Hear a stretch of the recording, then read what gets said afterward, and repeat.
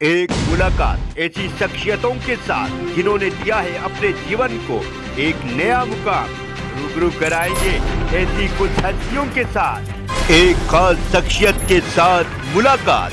जयदेव पटेल के साथ number 1 India news पर रात।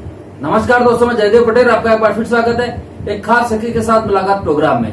आज हमारे साथ खास मेहमान है उत्तर प्रदेश में बीजेपी के पूर्व सहयोगी सुहेल देव, भारतीय समाज पार्टी के अध्यक्ष ओम प्रकाश राजभर। ओम प्रकाश राजभर जी, आपका बहुत बहुत स्वागत है आज के हमारे प्रोग्राम में। राजभर जी, आपसे मेरा पहला सवाल है कि आपका ये कहना है कि बीजेपी डूबती हुई नैया है, तो ये अब डूबना शुरू हुई है आपके हिसाब से या पहले से ही हो गई थी? क्योंकि मुख्यमंत्री तो पिछले 4.5 साल से हैं, आप अब नाराज हो रहे हैं, तो सवाल तो आपसे पूछे जाएंगे सर। देखिए, मैं आपसे नाराज नहीं हूँ, मैं नाराज हूँ सरकार बनने के 1 महीने बाद से। आपने देखा कि मुख्यमंत्री और मंत्री से लड़ाई 2 साल लगातार हुई जब तक मैं सत्ता में था। योगी जी से और ओम प्रकाश राजभर से मुख्यमंत्री और मिनिस्टर से समझौता कराने 2 बार अमित शाह जी को आना पड़ा था और समझौता नहीं हो पाया। और जिन मुद्दों को लेके हम उनके पास गए थे उन लोगों ने नकार दिया, तो मैंने छोड़ दिया। 2.5 साल मुझे उनको छोड़े हो गया। और जब मैं इसी बात को पहले भी कहा था कि ये बीजेपी लोग पहले भारतीय जनता पार्टी कहते थे, जब ये अटल जी थे तब ये भारतीय जनता पार्टी थी, अब ये बीजेपी हो गई है। ये भारतीय झगड़ा पार्टी और भारतीय झूठ पार्टी का नाम इसका हो गया।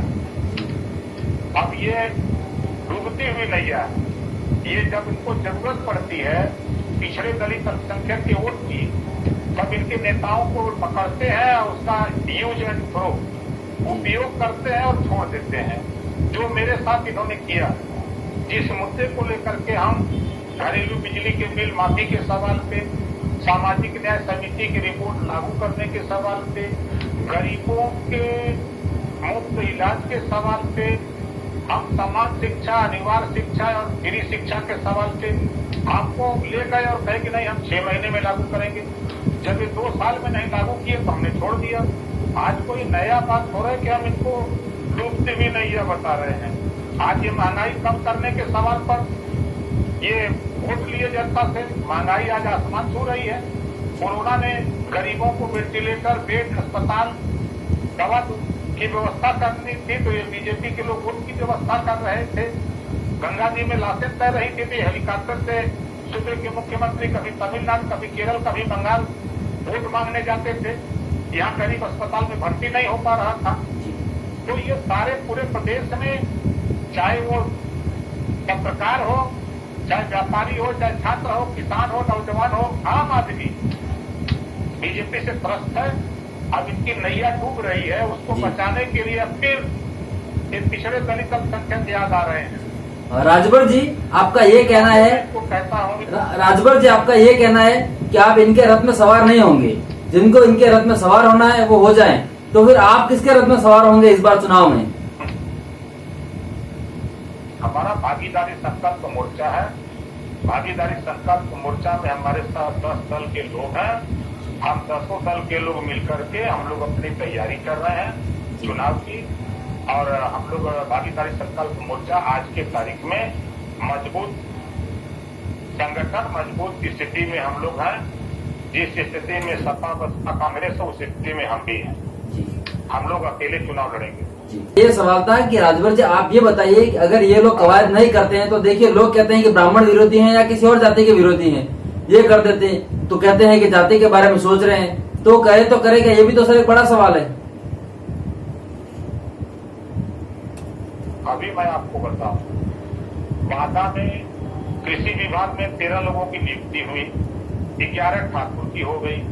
क्या ये जातिवाद नहीं है?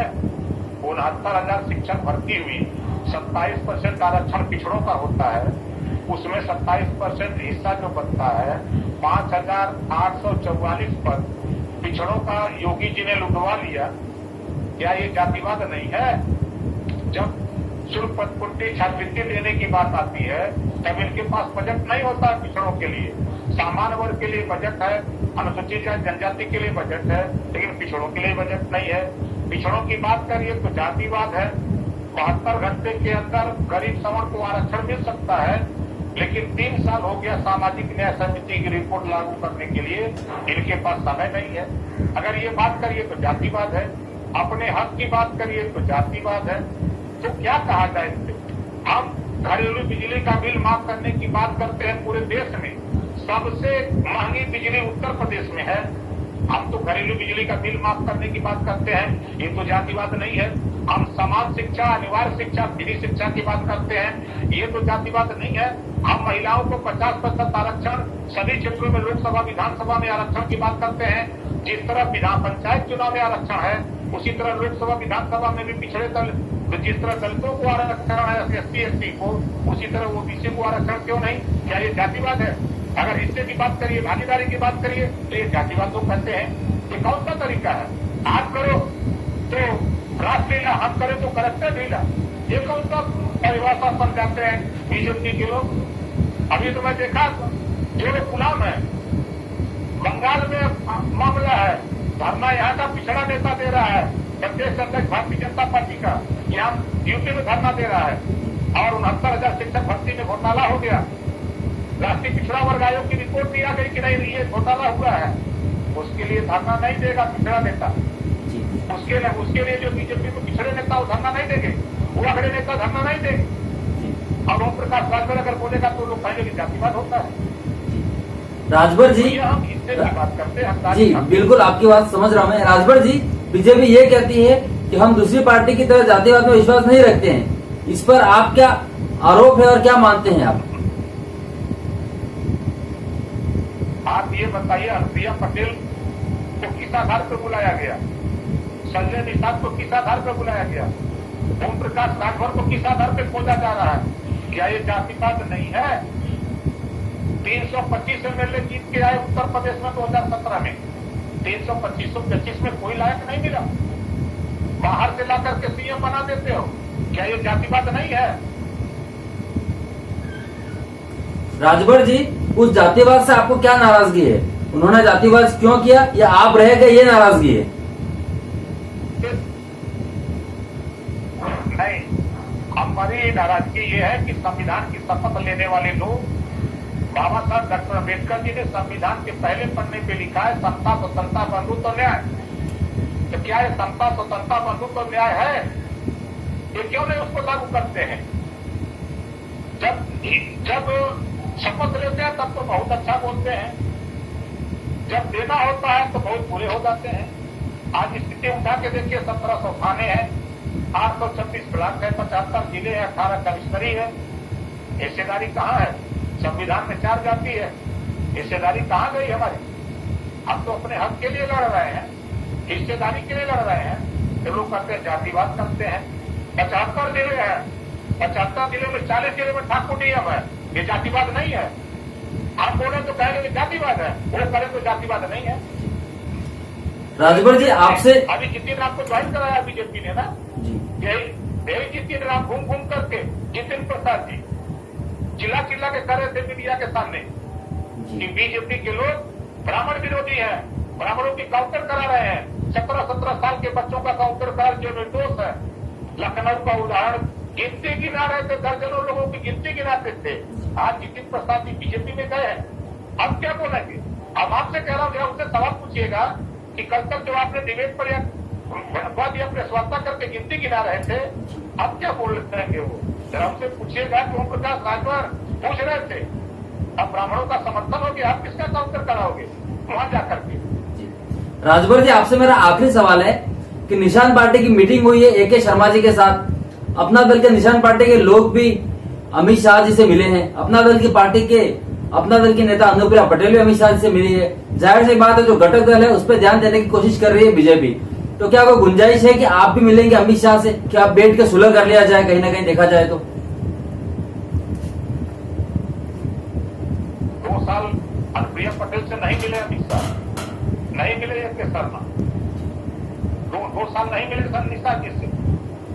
आज जब नैया डूब रही है, तीनों को पकड़ा रहा है कि डूबने ना पावे, तो ओम प्रकाश राजभर डूबती हुई नैया पे सवार होने वाला नहीं है।